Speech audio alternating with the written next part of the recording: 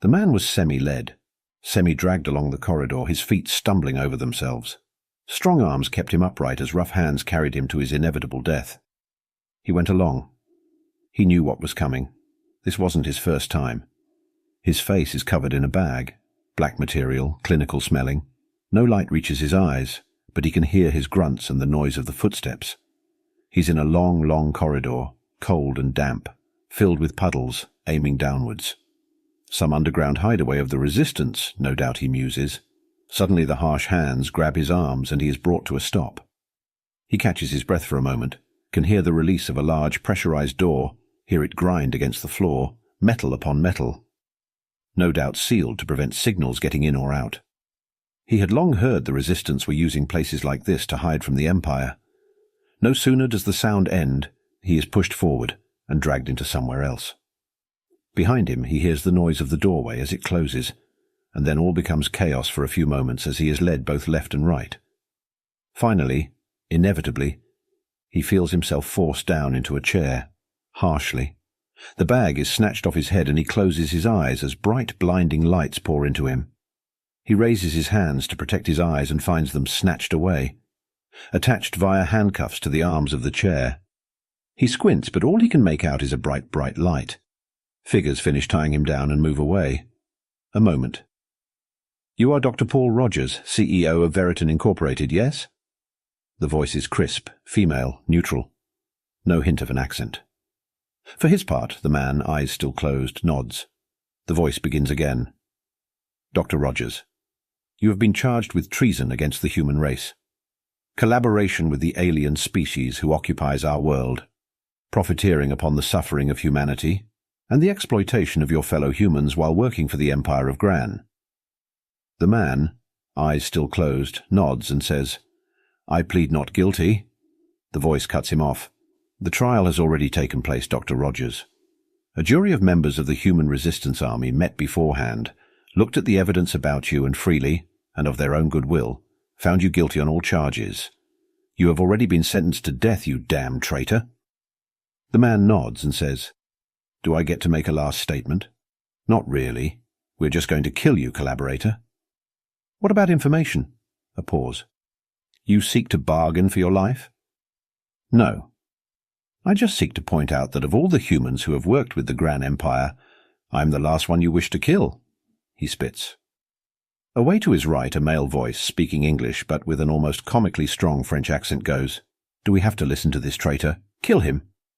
Footsteps behind him, and Rogers knows these are his last moments. He raises his voice. "If the HRA can't spot what I'm doing, then the Gran Empire can't spot what I'm doing.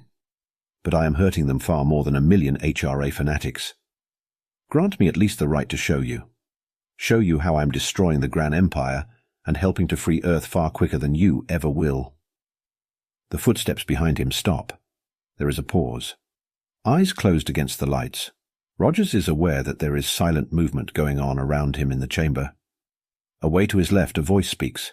The language is Arabic, which he knows, and he can clearly hear someone in that language hiss, "You have got to be fucking kidding me." He waits. The crisp female voice speaks. "The sentence is set. We can kill you at any time. We are curious as to how you make such a claim." He nods, and sighing says, "Look, if you have actually gathered evidence against me, then you will be able to spot what I'm up to. Luckily the damn Gran Empire hasn't. But it's all there. It's obvious. You need to let me go, and quickly. I need to carry on with my work. And you need to prepare, because when the Gran fall, it will come really fast." "Who the hell is this guy?" says a male voice, American accent. There is movement away to his right, and another voice speaks. He is male, sounds young. His voice betrays a slight German accent. "Paul Rogers, born 2002 in Bristol, England. Unremarkable early life, goes to university and eventually gets a doctorate in 17th century English history from Oxford. Then in 2032 the Gran arrived. He is not involved in the War of Conquest, but quickly sees which way the wind is blowing, and in 2033, 2 months after the conquest, joins the new government of global occupation." "Is any of this untrue?" "No, that is correct. I joined the GCO, specifically asking to join the Department of Logistics." The man with a German accent sneers.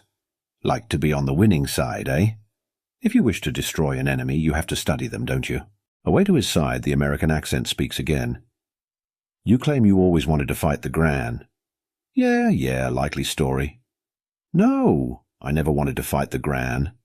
I leave that to idiots like you, says the old man with disdain.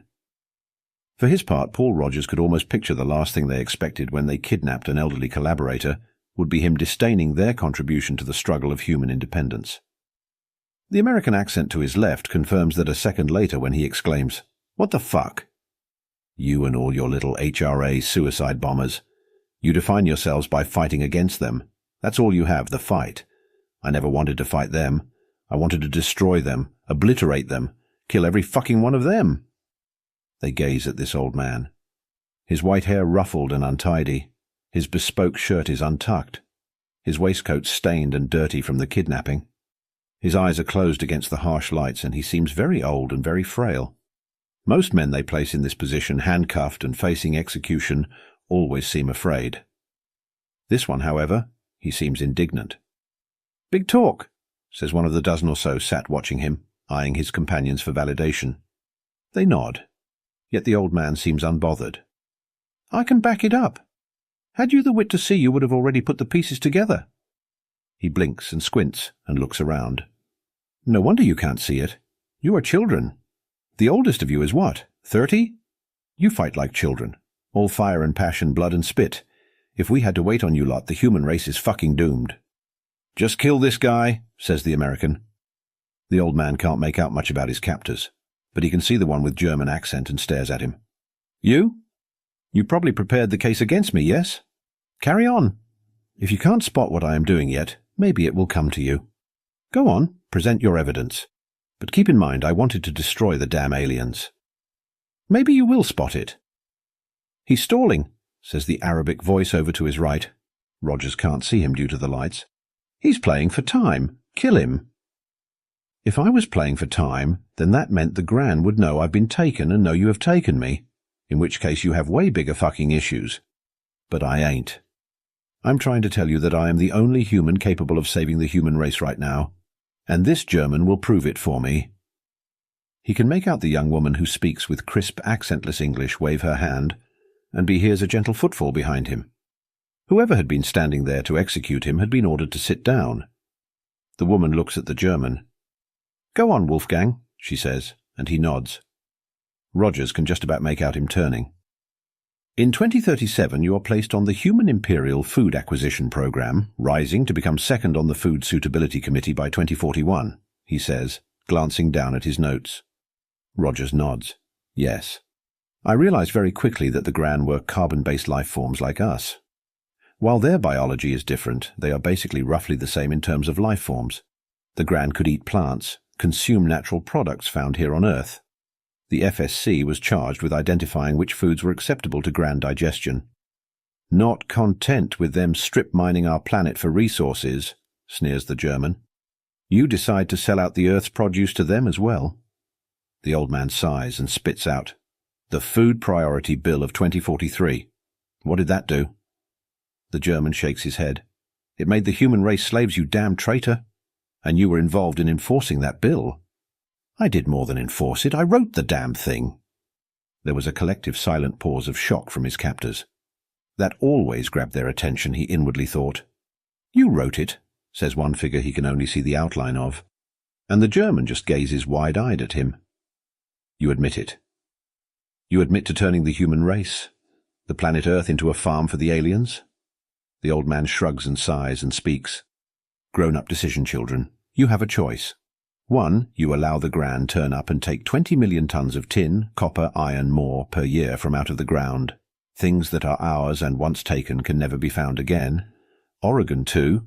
You get them to take 200 million tons of wheat and barley and maize, which can be regrown each and every year. Long-term picture, the second makes way more sense." "How dare you justify the famines?" says a voice, but the old man shouts it down. "I want us to win, you idiots. Destroy them and rebuild the world afterwards. How can we rebuild the planet if all our natural resources are destroyed, the planet is polluted beyond repair, and we have none of the resources we will need to build spaceships of our own, eh? So, Yes, I was the man responsible for turning us into a food colony for the Empire. Me. It was better than becoming a mineral one. There is a sound, and Rogers looks over, and suddenly striding towards him is a man in his late 20s. He is handsome and brown-skinned, tall and wiry strong. He strides right up to Rogers and removes an automatic pistol from his back pocket, and inches from where the old man is tied to a chair, points it directly at his face. "My parents died in the famines," he says coldly. Roger gazes up at him, unblinking, and nods. "I cannot even begin to fathom the pain of that. I do not try to mitigate the horror caused by the famines, or my role in them.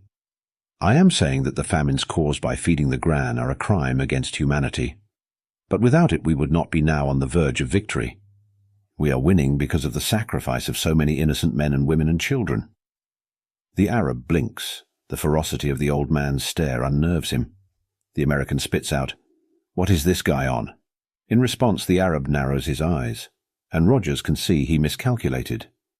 The Arab is about to shoot him, right now. "Hassan, put the gun down," comes the voice of the young man who seems in charge of everything. Rogers gazes into the eyes of the Arab, who seems utterly intent upon pulling the trigger. "Please," she says quietly. The Arab blinks just once and lowers his gun. He returns to his seat, inwardly an unerupted volcano, and Rogers realized he would pull the trigger the second he got the chance. In front of him, the figure of the woman in charge speaks quietly. "Dr. Rogers, you had better start explaining yourself damn fast," she says, a threat in her tone, but he gets it. "Fine. By 2046, Earth was designated a food colony by the Gran Occupational Forces. The primary purpose of the planet was to grow food they could eat. We begin doing so. Millions starve," says the Arab to his right, and Rogers nods.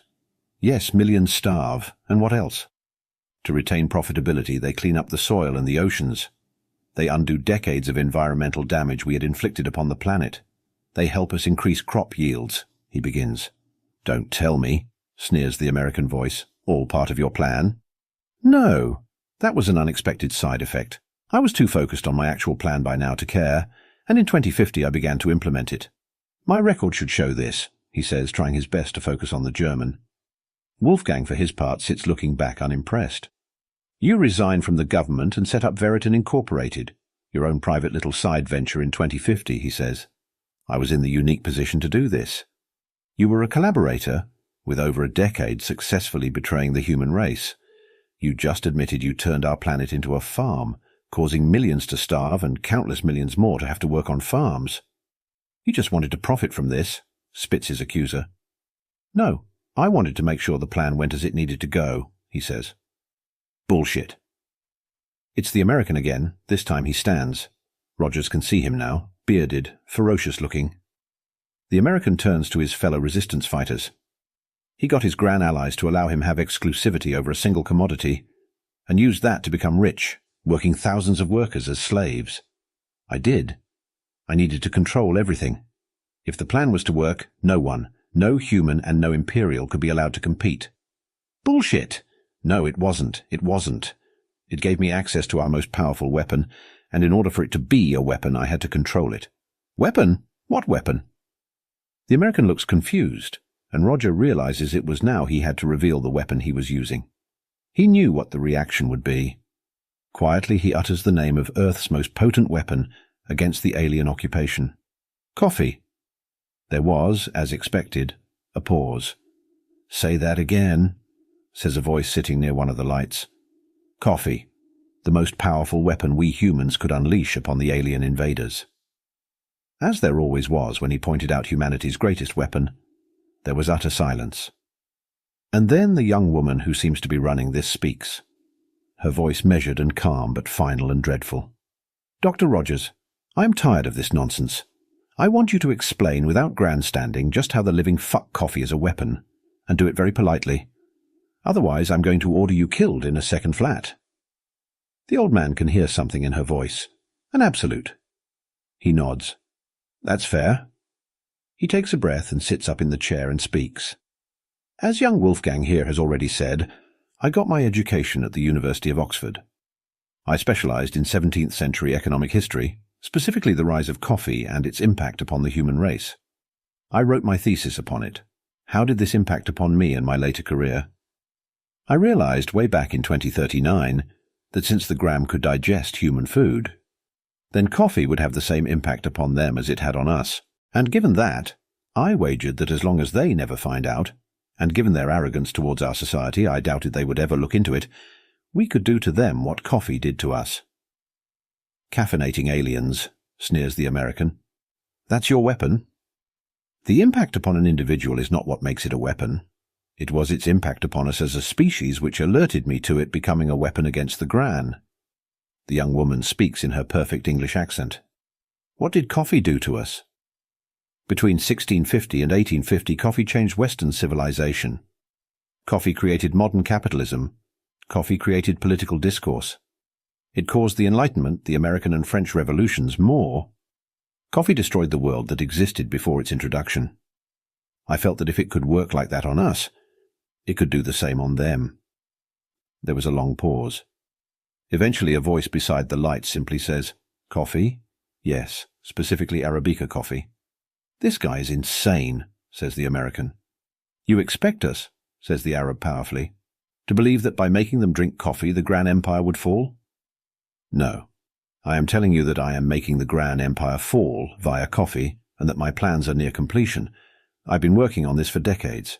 It takes time, but within 10 years, maybe 30 tops, the Gran Empire will fall.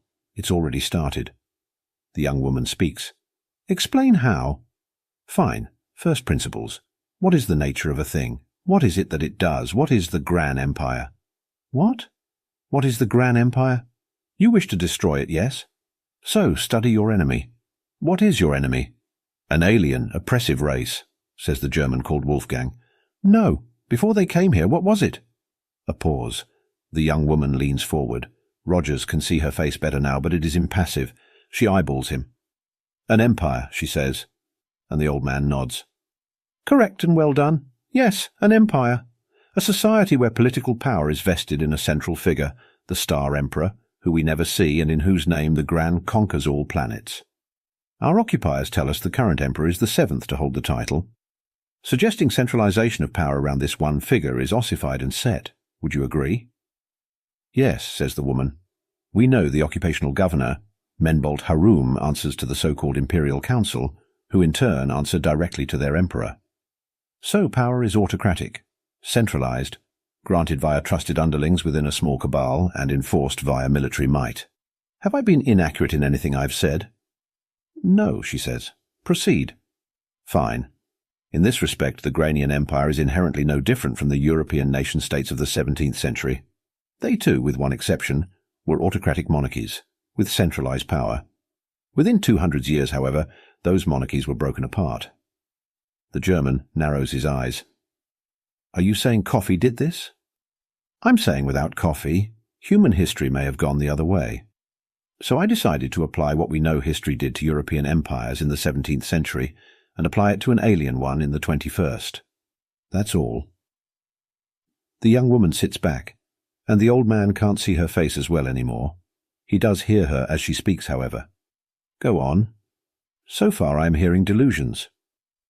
How coffee was introduced to the West was as crucial as the drink itself." "What is coffee?" "At its heart it is a bitter, rather awful-tasting liquid, which gives you a caffeine buzz afterwards. It makes you talkative and sociable, but does not get you intoxicated. It does this to us humans, and it does this to the Gran. The moment I realized it had the same impact upon Gran, I began moving to sell it to them, and carved up a monopoly on it, making you a billionaire." Fearing a rant of condemnation, Rogers interrupts the young German. "I had to have a monopoly. I not only had to be the only one who cultivated it and sold it, I had to have control of how it was sold. It had to be me. I had to make it mirror the conditions coffee faced in Europe. Any variation and the plan could fail. So I used my contacts to get the Gran to grant me exclusive rights. And that way I could serve it the correct way, without competition." "The correct way?" "The key to it is the way it's sold. I had to make sure the coffee houses I was establishing upon the Gran homeworld matched the ones we had in the 17th century, and not our modern versions or the Italian versions from the mid-20th century. That was the most important thing." "Why?" The original coffee houses all served hot, sweet coffee, but they all shared an identical design plan.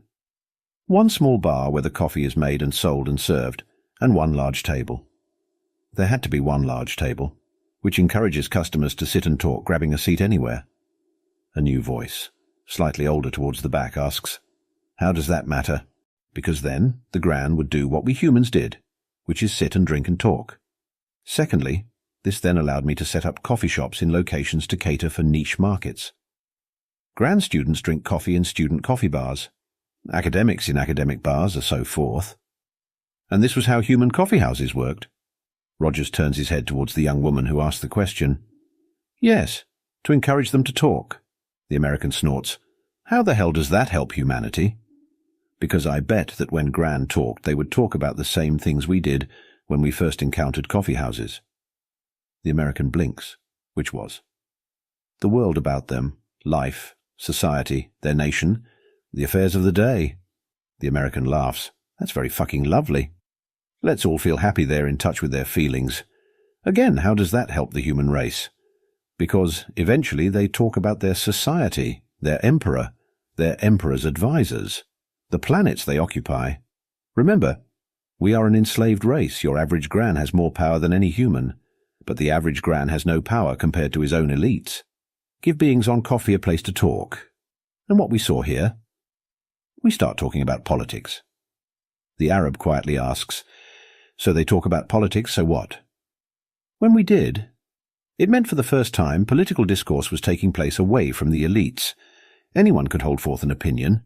Anyone could hear news, spread news, have an opinion, all for the price of a cup of coffee. Coffee houses gave us Voltaire. Coffee houses became places that allowed dissenters to share ideas. In time, the coffee houses drove the damn Enlightenment." They sit and watch this old man, chained to a seat, vent forth his vision of the world. On Earth, our coffee houses led to people writing down their thoughts, selling these writings. The Spectator magazine, published in 1711. News written by the drinkers in coffee houses for drinkers in coffee houses. The American turns to the rest of the room. "I've heard enough of this crap." The old man fixes his eyes upon the American and smiles. James Madison said his politics were inspired by the Spectator magazine, Benjamin Franklin also. The coffee houses drove the thoughts that gave birth to the American Revolution.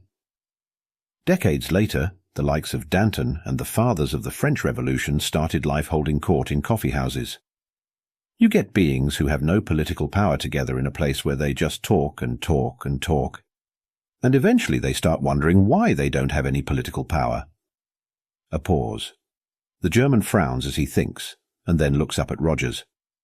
"That is your plan? To use coffee to cause a revolution?" "No, that was my plan, and it worked. It's already started." "Prove it," demands the German. "Have you noticed a new order of Gran arriving on Earth in large numbers? They wear blue sashes as opposed to the usual red and green sashes of occupational forces, yes?" This question is answered by a new voice. He sees a rather frumpy-looking Chinese woman in her early 30s lean forward to speak to him. "The Ramadan order? Yes, they are researchers and scientists." "No, they are a political faction, quietly cultivated in the coffee houses in and around the main universities on Gran. They reject the traditional roles allocated to them, red for the military, green for civil administration. They literally created this faction out of nowhere. The Ramatans are rebels." "Rebels?" The Chinese woman's face seems genuinely intrigued. "They resist the emperor? Yes, but it's early days. So far they wear blue to signify the Ramatan wish to be different. On Earth they come for scientific purposes. The same on the Empire's mining colony of Canala. On Gran, they wish for their Academy of Sciences to allow greater transparency in how things are done, small steps. But already they like to hang blue cloth above the mantle of the coffee houses they meet in, to signify this is a Ramtian establishment. "Revolutionaries," says a voice. "Proto-revolutionaries," he corrects. "The likes of Jefferson a few years before the Boston Tea Party. Not quite ready. But things are growing." The mention of his founding fathers seemed to trigger the American again. And once more he appeals to the group. "This is bullshit, no way. Ask them. Get your people to sound out what the Ramtians want. Verify this yourselves. They will talk about wanting to engage in scientific research, but listen to them. False praise the idea and encourage them to speak. You will hear clues that back up what I am saying. A pause. So, says the young woman, you sold coffee and made coffee houses to subvert the Grand Empire. What good does it do us if they do have a revolution? The old man smiles. Haiti was the center of global coffee production for a few decades. It was a slave colony, an entirely slave-maintained island which produced 80% of Europe's coffee. And then came the French Revolution. Know what happened in Haiti? It's the Arab who answers. The Haitian Revolution. The old man nods. The island freed itself, the first nation of slaves to liberate themselves from their masters. If there is a revolution back in Gran, there can be one here. So this is your plan, says the German. That was stage 1. As I said, it has already begun and is showing signs of working. Stage 2 is already in force also. What is stage 2? Asks the Chinese woman. She watches as the old man sighs and looks at her as best he can with powerful lights blinding him still. Me not putting all my eggs in one basket? I made very sure to have coffee houses that catered to Granian merchants. And why? Because on Earth, our coffee houses became places merchants and businessmen could come together to network, crowdsource, and share information. The second wave of the attack is to cultivate places like that. We have already created high-end coffee houses, designed to make merchants and investors in the grand homeworld find others of their ilk and drink and talk. Creating a political force? No, they won't go for it. Rather, we want our coffee houses to replicate what happens on Earth. In London, a coffee house called Jonathan's became so popular with stockbrokers that in time it became members only, and changed its name to the London Stock Exchange. Edmund Lloyd's coffee house became Lloyd's of England and created the global insurance market. Give merchants a competitive edge by being together, and they will turn it into something they can exploit to make fortunes. You just made them richer. Trying to. And before you ask the reason why, I don't know if it will be political, but I ask you, how has human history gone in societies when power was vested in the hands of landowners and nobles, and these run headlong into groups with growing power vested in wealth and commerce? So, says the German, possibly another destabilizing factor? Yes, possibly, and we are just about to introduce the third wave now. Third wave. Again, human history leads the way. Coffee became a working man's drink. On the streets of New York and London, coffee carts were set up to allow workers to get a quick hit of strong coffee before returning to work. We have convinced the Grand Empire that establishing workers' coffee houses, often in their factories, helps productivity.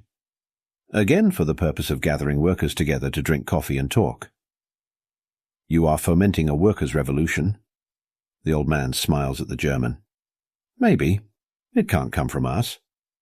As much as I'd love to leave copies of the Communist Manifesto just laying about, we have to be cautious. The Grand Empire will spot anything overt coming from Earth, like white blood cells destroying a foreign virus. Anything not of the Grand Empire will be identified and removed. Powerful empires cannot be destroyed from without, only from within. So I don't try to cultivate a revolution overtly. I'm not giving it a fast-hitting virus. I'm trying to cause it to suffer from cancer, many cancers. There was a silence. The old man sighs. In the end, we can only do one thing. Introduce an innocuous drink into their culture, via what seems to be a greedy, profiteering human. The enemy will see the drink, they see the money, and they don't realize everything has cause and effect. A long silence followed. The young woman sat in the middle, frowns. Do you expect us to believe that crap? Yes. He could sense their frustration, bewilderment. He squints against the lights. The girl wasn't really in charge, that was clear. HRA cells always hid their leaders. Rogers needed to talk to the person in charge. I don't have time for this shit, says a voice. Fuck this guy, says another. Rogers sighs. Ask Dionysus, he says flatly. There is a moment's pause. He can tell the dozen or so resistance fighters are looking at one another. The young woman leans forward again and asks, Who? I wasn't talking to you. He knew the name was the key. The HRA existed across the world in a cellular format. Members of one group had an area they were granted, and they operated within it, maybe alongside other cells. But the cells never met, never socialized. This way, if the occupational forces captured them, they could never reveal anything they didn't know. But each group had a designated leader, hidden in the ranks, and they alone could communicate with the central command, Dionysus, the name given to the main organizational body of human resistance, a name itself little known. Suddenly the American just shakes his head. He stands, produces a pistol, cocks it, and points. "Stop," says a new voice, and the American freezes. Roger sees her. They're in the back. Older, maybe about 45 or so, dour-looking, dowdy, bland. Ideal leader type. She merely speaks and everyone freezes. Yes, she's the one. Rogers tries to make eye contact, but he cannot. He watches as she stands and makes her way towards the back of the room. Quietly she says, "Do you have a vindication?" Rogers smiles. "Excalibur," he says, using the codename his operation had been given by HRA High Command. She pauses, and he is aware she turns her head to look at him. Her voice is a mixture of disdain and incredulity. "Really?" "I'm British. Of course it is." He hears her sigh and walk out. A door closes. The German, called Wolfgang, says, "Who's Dionysus?" "He's the spy we have in the occupational forces," lies the young woman. "Mother is going to see if what this guy says is true." The American has lowered his gun and asks, "How will that help?" "Because our people inside the occupation regime will recognize their own." Rogers, for his part, sat in silence. He knew what was going to happen. Mother, whoever she was going to find the secure quantum communicator and contact Dionysus. There would be little said. They would offer nothing. She would say the word Excalibur to them. He imagined the next thing they would ask is if he was present, since the only way they could get the name Excalibur was direct from him. Mother would say yes, and Dionysus would say that they validate the name. She would probably freak out and ask if what he had told them was true. Dr. Rogers can't help but smile at her reaction when they said it was. "What are you smiling at?" The English billionaire glances over at the Arab called Hassan, who asked him the question and earnestly says, "Life, how it surprises us." "You honestly expect us," says the American, "to believe that huge crock of shit about you subverting the Gran with coffee?" "Why not? The last 3 groups who kidnapped me did." A beat. "What? Do you think this is the first time HRA forces have kidnapped me? You will be the 4th such group. At least you went to kidnap me. I still fear someone will just decide to blow me up. Luckily, everyone wants the video of them executing me. Oh, speaking of which, erase the recording." The young woman in the center of the room blinks and says, "Why? You are, of course, recording this, so you can show my trial and execution to the world, yes? Erase the recording, now. Don't debate it, just do it. You can't tell us what to do.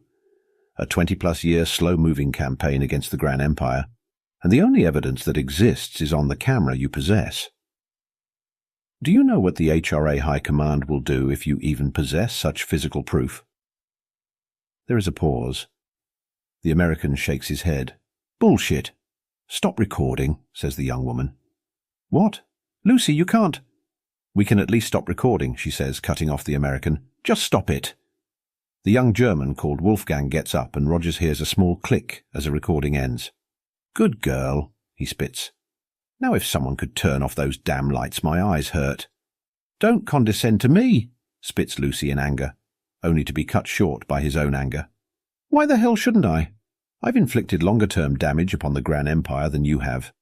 In terms of HRA hierarchy, I'm fully within my rights to condescend, snark and be pissed off at you all." Quietly the Chinese woman speaks. "Will it work?" He looks at her and the look in her face. He recognizes it. It's a look so many share. The look when all pretense is gone. The look of a human being. Who discovered aliens existed when a mighty fleet showed up out of nowhere and destroyed our armed forces in a few months? The look of someone who believed they were now doomed. And they see at once his anger and disdain is gone. What they see is a man who shares that look. An old man who seems as broken as they are, but with a fire in his eyes. The fire of resistance and the refusal to give up. "I hope so," he says. "The problem is, nothing is ever exact. But it has started. The Ramshin movement is the beginning. The mercantile elements have begun using our coffee houses to sidestep the usual deal, making apparatus used by merchants on their homeworld and several have started making money. We hope to make those coffee houses members only soon. Ideally, one of them will suggest it, and we will look amazed at their brilliant idea. The workers' coffee houses is a Hail Mary pass, in case the other two don't work. It was his tone. He spoke as one of them. He reminded them all of the veterans, the ones who had lost everything in the struggle to free mankind, and yet kept going. There was a desperate sincerity to him, and a solid singularity to him. A man who cared for nothing except killing the enemy. The Granerer. The American, sitting quietly now, looks up, and honestly asks the old man handcuffed in the chair, "You are serious, ain't you?" The old man nods and speaks directly at the American, his eyes boring into him. Fact 1. No human forces possess weapons that can destroy the Grand Empire. We know this and have known this since the occupation started. A powerful interstellar empire like that cannot be taken down from the outside.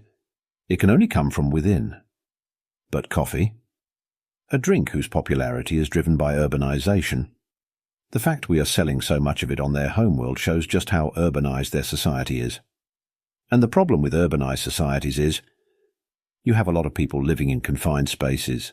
If the Gran work anything like us, and we know since they are driven by conquest, spite, anger, suspicion and glory, they do think a lot like us, then that means their big cities contain a lot of subjects. The old man sighs and shrugs. If I could inflict opium on them, I would.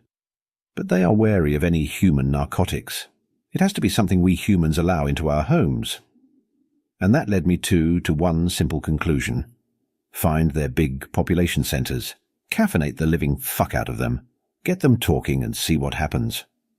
The American blinks and grins. Holy shit. Yep, that's about the size of it. A door closes somewhere, and the stern older woman strides back into the room. "Untie him," she says crisply. The young French-accented man gazes at her wide-eyed. "It's real? Untie him. Stop recording this." The young woman, Lucy, who had led proceedings, was quick to speak. "Done so already. Wolfgang, erase the recording." The old man speaks as they unbind his hands. "Destroy the camera and the card. Only way to be sure." "Agreed," says the woman called Mother, who flicks a switch somewhere, and Dr. Rogers feels blessed relief as the powerful lights finally turn off, and he is able to rub his eyes. "I don't believe this," says one of the others, and one can tell they have lots of questions. The one they call Mother, however, has made her way over to their recently released prisoner. "We need to talk," she says quietly. "Of course we do," he replies. The woman raises her voice to address the room. "Everyone except Lucy, please leave. I need to debrief you in a moment. Get to the mess and wait for me."